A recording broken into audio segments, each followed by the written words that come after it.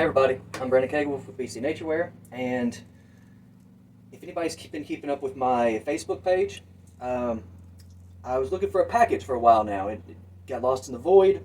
It finally showed up yesterday evening, and I'm about to unbox it. It's a clay package from Southern Pottery. As far as I know, the only pottery supply store in Louisiana. It's only 50 pounds of clay, but they do well enough to get it in this one medium flat rate box.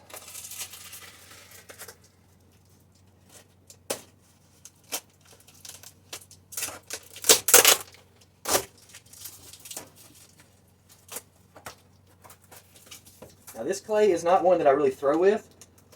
I used to use it a lot for that, but it is a key ingredient in my coral reef combination and my sandy coral reef. Let's see. Here's an example of my coral reef combination. This mug right here, and see kind of the gold colors and such. I can only get those if I put this clay on it. Alright, so this is what it looks like once it's applied to the surface. You've got the white clay down there that I normally use, and the rest of it kind of gives off this kind of pinkish hue, and it has a texture to it. Bit of a coarse, groggy texture. You can kind of see it compared to the smooth texture of the white clay. Now, what I do with this clay for the most part is I make a slip out of it. Just a very liquefied version of the clay. Trying to get a good camera angle here. Yeah, and I just brush it onto the surface. It's a lot more cost effective than buying a whole bunch of this clay just to throw with it. And I noticed at one point or another that I have eczema. Great thing to notice, but it will flare up if I use clays that have a lot of grog in there. I showed you the texture on there. That's grog. It shows itself whenever you're throwing the clay, kind of a bit of coarseness to it. Some people really like it. I was fine with it at the time, but I didn't realize I had eczema. And then when it started to flare up, it became a little difficult to throw clays that have grog in them. But this clay is... So what I'll do with this clay, this 2 25-pound bags, I will cut it into fours, just cut it halfway, cut it again, and then I'll go through it and mince it up with this.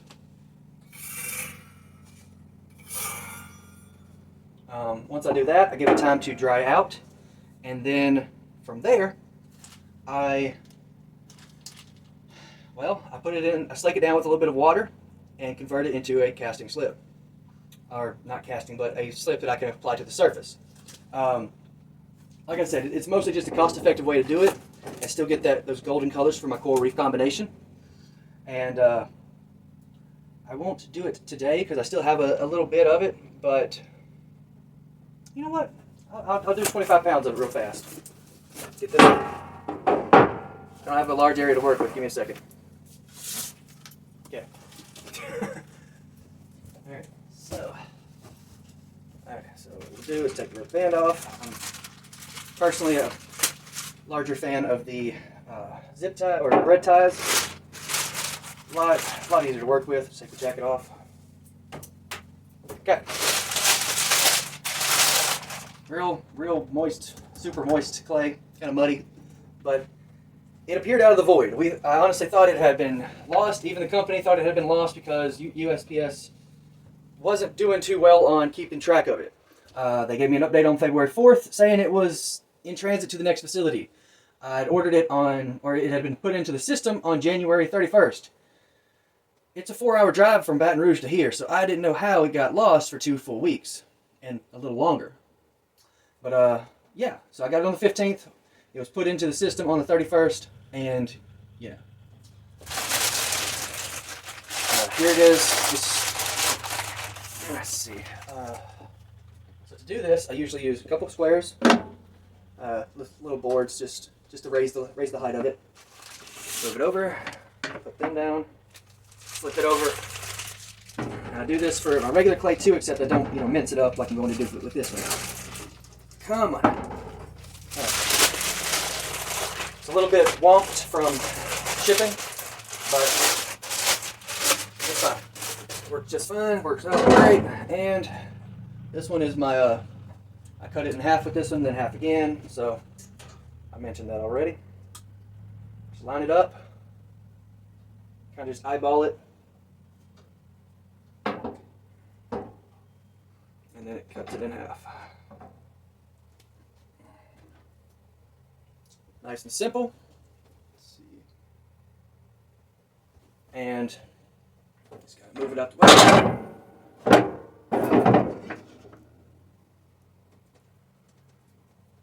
Alright, I go back through and I cut it again.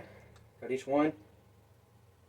Want them in as small chunks as possible so that they slate down in water later a lot more easily. See that nice kind of groggy texture to it already on the inside. So you can't see it better right there. You can kind of see the little divots all over. Those aren't air bubbles. That's just where the grog is, or where the grog kind of scrapes at it as I cut through. But yep, it's a great clay. I used to use it like non-stop, but then I realized about the eczema. Yay, genetic issues. But let's move this out the way. I got these two cut. Get this last one cut. This is 25 pounds right here. The other 25 is in the box.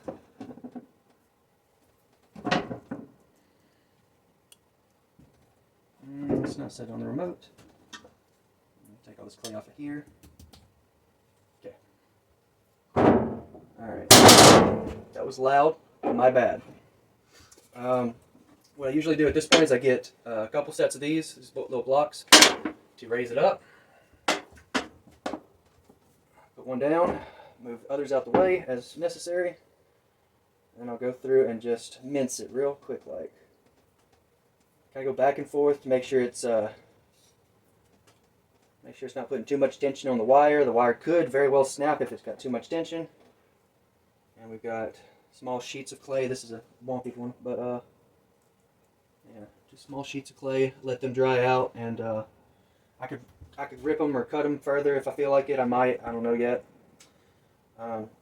They are very damp, so just peel each one off. This takes a minute.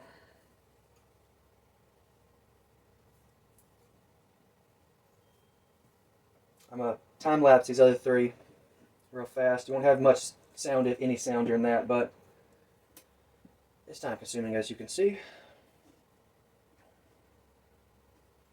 So this is where it's going to start to be a little bit of a problem. Right over the gap.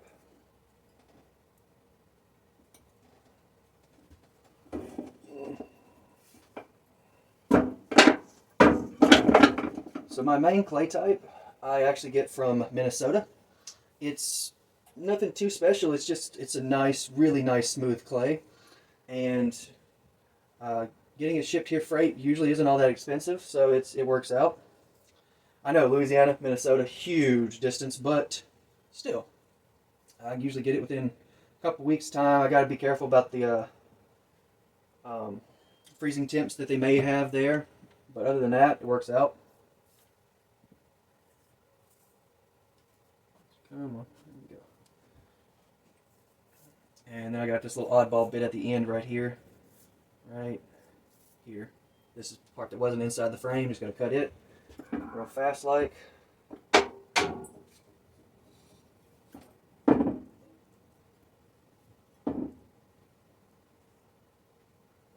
Just got all these little bits right here. Okay. I leave those down there. They'll mostly come apart later on. And as they dry, they'll be fine. Get the rubber band out of there. Like I said, I don't really like having rubber bands. It's not that helpful in the studio. I prefer like bread ties. It's just a lot easier to work with. Let's see. With rubber bands, you gotta kind of close up the bag real tight, like slip it over the top, tighten it. Do the whole hair dealy thing where you gotta just get it nice and tight on there and going back over the end constantly. I hate that. I'm just gonna say it like that. I hate it. So it's a lot easier to just spin it up, put a bread tie around it. Done. I don't think I need to explain that too much further. Everybody kind of knows how bread tie works. But quick time lapse, and I'll get back to talking in just a minute.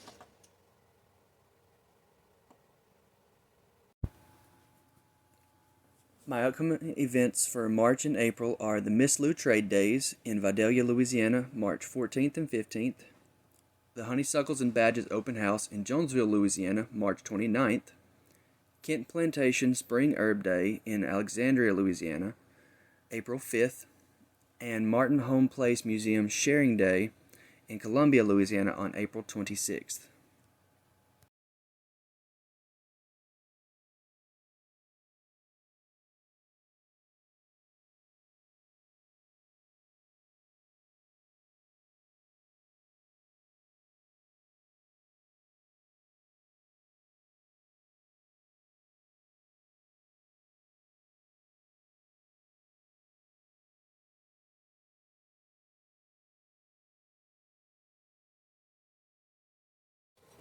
Alright, if you stuck around through the time lapse, thanks.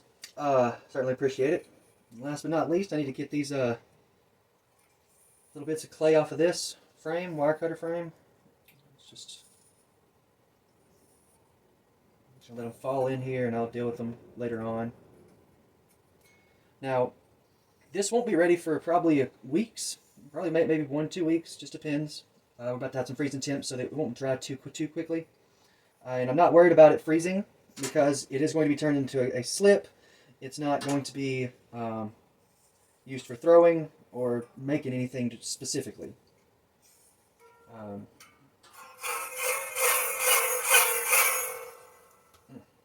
there's a little bit on the bottom, apparently.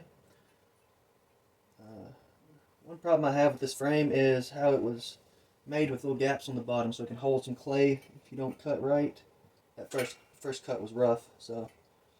But yeah, it's all good. I actually got this frame right here from I want to say Trinity Ceramics in Texas, but I just ordered it online. Haven't been there specifically because it's probably a 6-hour drive. But yeah, so this entire little tote is full, 25 pounds of clay, minced up as I'm gonna mince it right now, and that'll probably last. This one bit will probably last me through the year. This other 25 pounds is just extra in case I need it, in case my supplies start to get low again. Like I said, I don't have a whole lot of this right here right now, but this slip. But I'm gonna jump into cutting some more clay up and actually prepping it for throwing. I might have a few days this week where I won't be able to get out here because it's going to be like 19 degrees and I'm just going to have to keep my heaters and everything running full blast. And I definitely don't want to be sticking my hands in cold water, freezing cold water. I did that for a couple years in college, and let's just say my tendons do not love me for it. But yeah, every little bit of clay is on this 25 pounds is dealt with. Like I said, I'm just going to leave it in here for a couple weeks or so to let it all completely dry out, leave it uncovered. If I covered it up, it would take months probably because there's so much moisture in there. But yeah, what I'm going to do is just set this off on the table back here somewheres, probably right up here, out of the way and still within sight. All right. But yeah, if you feel like sticking around, please do. Like I said, I'm going to make some. I'm going to prep some clay. I'll probably do a quick time lapse of me cleaning up a little bit because it's different clay types. Don't like to mix them. And yeah, stick around if you want to stick around.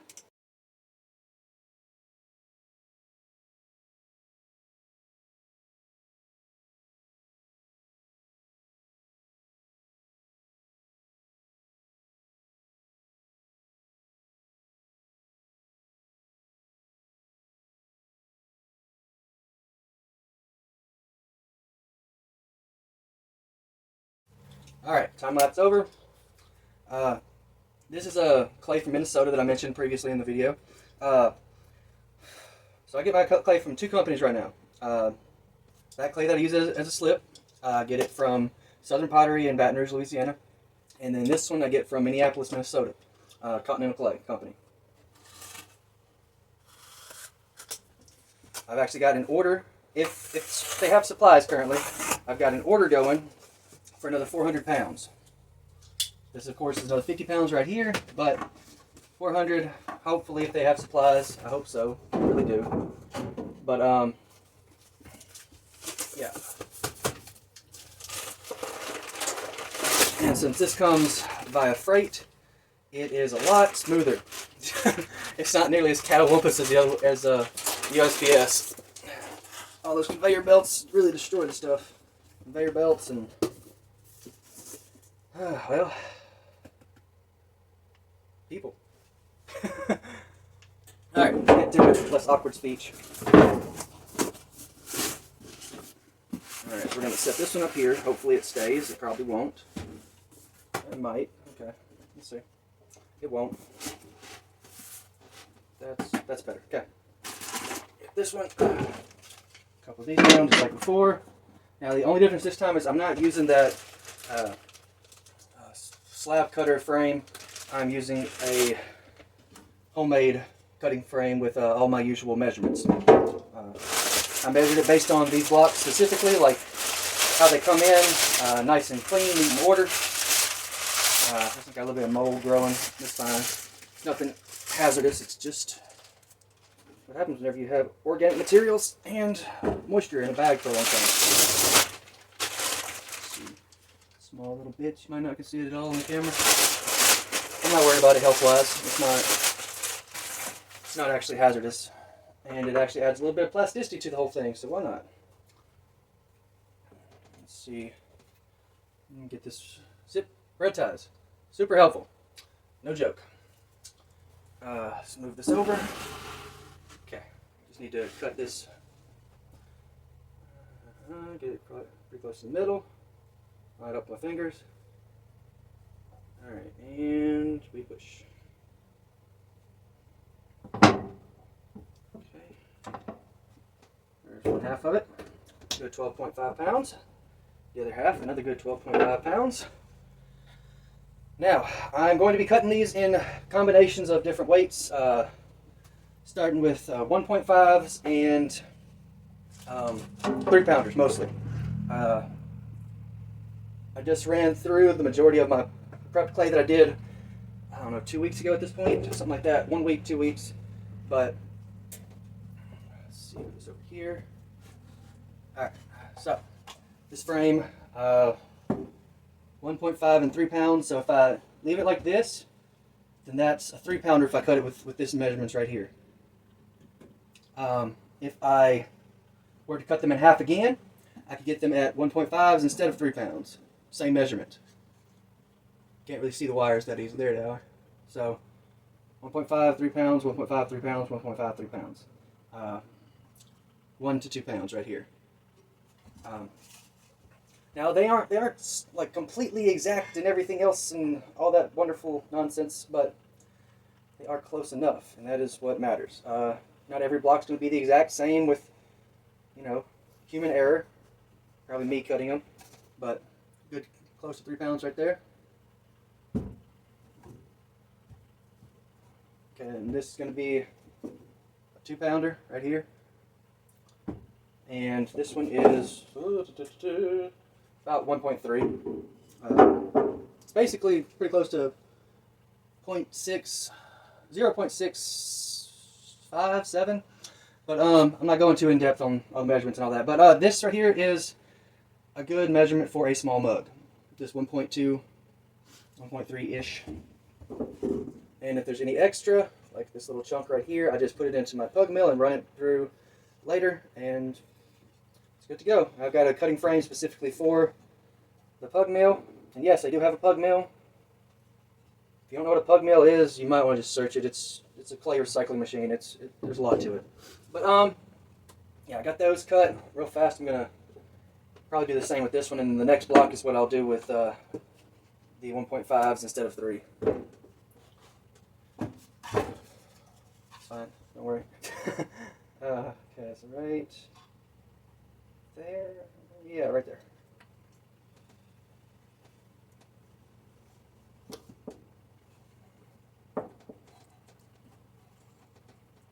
Alright, so I got a 3. Let's get the 2 away from there. Another 3. So 1, 3, and 2. Just this one. And 1.2. More little dredges of amounts right here.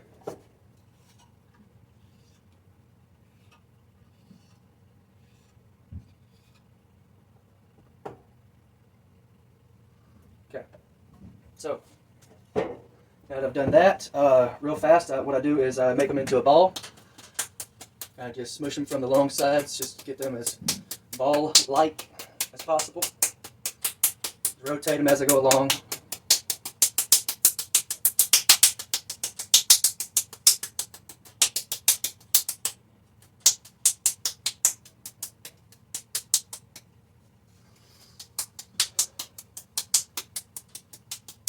Okay.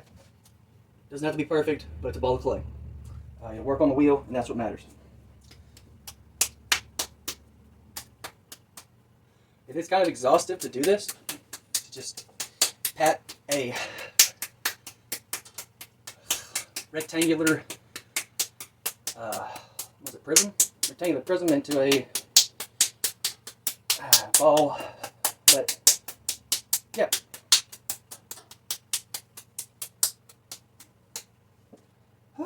Okay.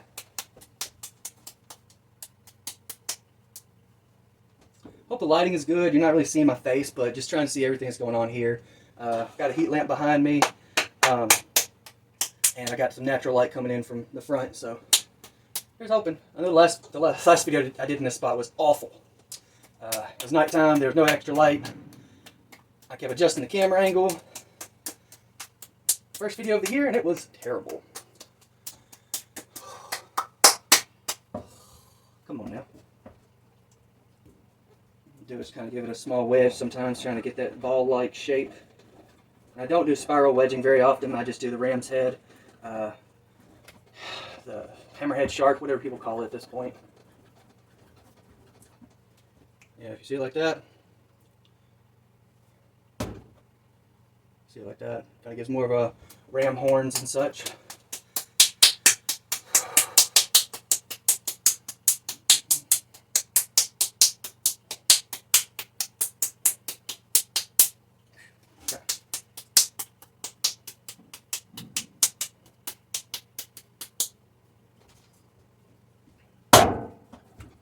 Sometimes it's easier to just slam it down a few times, different directions. It's a little loud, but you get into a cube instead of a rectangle, have a little bit easier time patting it into a ball. Everybody does their own thing. I kind of just mix it up depending on how my muscles feel from sitting there doing that the whole time.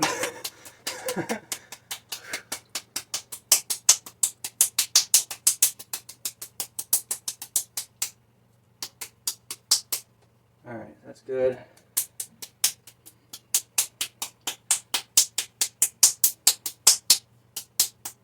Okay, 2 pounders are done, 1.2 pounders are done. Now for the 3 pounders.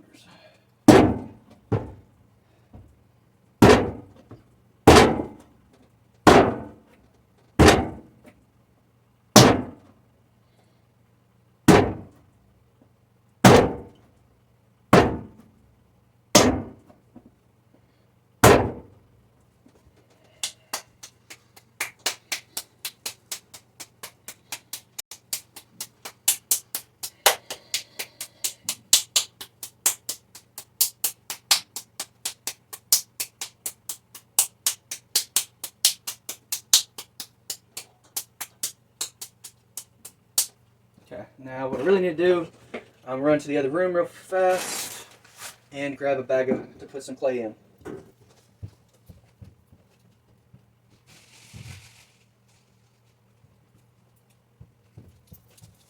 Alright, I got a few bags. Some of them are labeled, so I will try to use those specifically, but for all the ones that I've apparently lost a label on, we'll have to figure that out.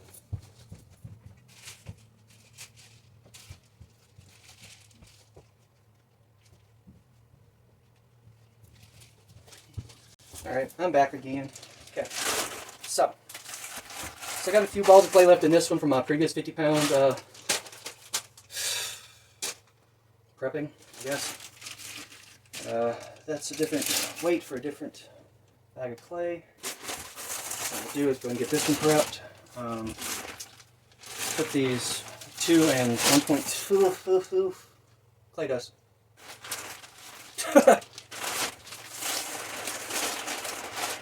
You can clean it out of the studio as many times as you want. It's going to keep being in here in some way, form, fashion, whatever.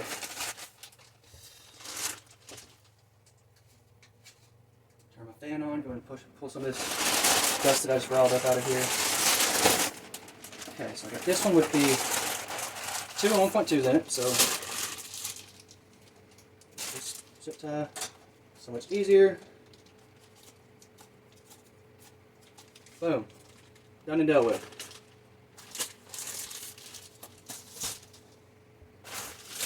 Alright, so start with a 3-pound bag. Let's go and dump out some crumbs in my slip cast bucket.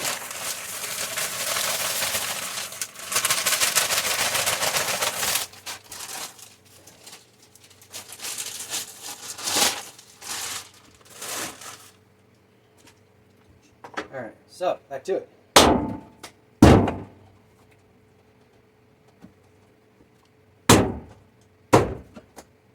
Careful how much force you put into slamming it down because it can get stuck. It can get stuck.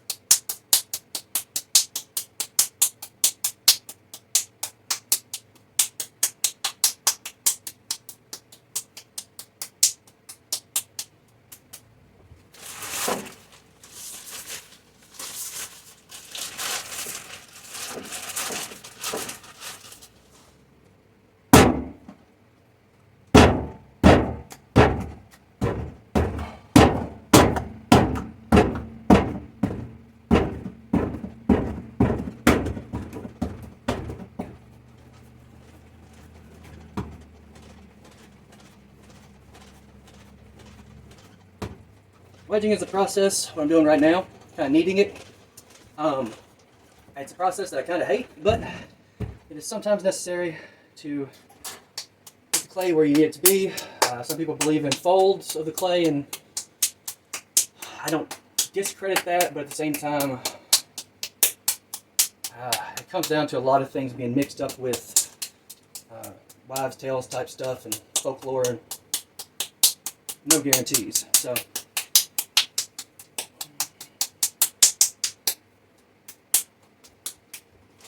I wedge it sometimes if it feels like there might be some issues going on with my throwing, or just to help it get into that ball shape.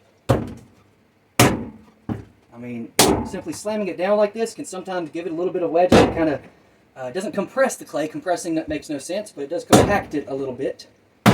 And yeah. So much earlier in the video I mentioned pug mill. Majority of the time, manufactured clays will have been processed through a pug mill. Sorry, I'm getting out of breath here. But pug mill will mix up the clay, powder, clay slip, slop, whatever, and turn it into usable clay. Usually, a lot of companies will go ahead and use a clay mixer, which is just think of it kind of like a cement mixer, but usually they sit flat on the ground, and they cost a lot more than a cement mixer. But and by a lot more, I mean easily. So let's say you have just a simple handle-based cement mixer. That's probably going to cost you around $200, $500. Let's just say that a clay mixer will cost you somewhere between 7 and 15 times that amount. So it's not something that I own as far as a clay mixer goes. I do own a pug mill. It was a stupid price, but at the same time, it is a wonderful machine. It stops me from having to wedge nearly as much, like these little tiny dredges of clay, and all my clay slip slop that ends up coming off the wheel.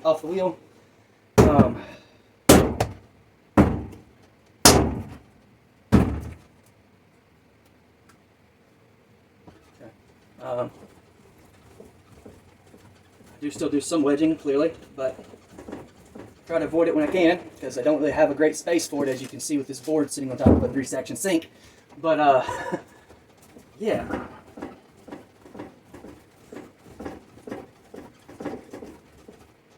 So, I mentioned the folds. A lot of times people will consider the folds of the clay to be getting worked through and kind of blended. Let's just use the word blended. As you wedge. Really, wedging is supposed to be about trying to get out air bubbles and other such that may hold moisture later on, cause problems in the kiln, cause problems with the drying, all that. But most pug mills, I keep mentioning pug mills, most of them will have a de-airing function. At least the ones in, mass production and such, they'll have a de-airing function. So if you buy clay that's manufactured, there's a strong chance that it has been processed through a pug mill and has been de-aired, so it doesn't have air pockets, or is very unlikely to have air pockets. There are pug mills that don't manage that too well. They aren't de-airing, but from what I can tell, every time I bought this clay, it has been de-aired. There's no air pockets kind of showing through. So yeah, I use one. It's a nice smooth clay, so you can't easily mistake grog for air pockets. That was much earlier in the video too. I kind of showed you the grog in the previous clay.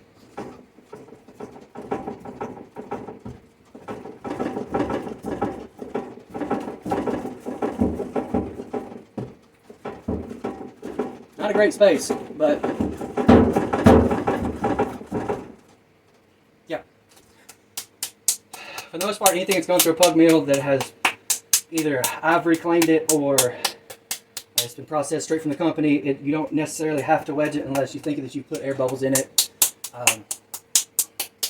Like I said, it comes down to personal preference, and this last little bit I'm going to just do on a time lapse, because it's going to be an entire other block of clay, and this video is probably already like 40 minutes long, just a guess, but yeah, so I'll get that done and dealt with by a time lapse. A big thank you to everyone that watched this video and to my now 100 subscribers. I sincerely appreciate it. If there's anything you want to see me make, please leave suggestions in the comments. If anyone wants to place an order, please leave them in the comments or contact me directly. My contact email will be in the video description.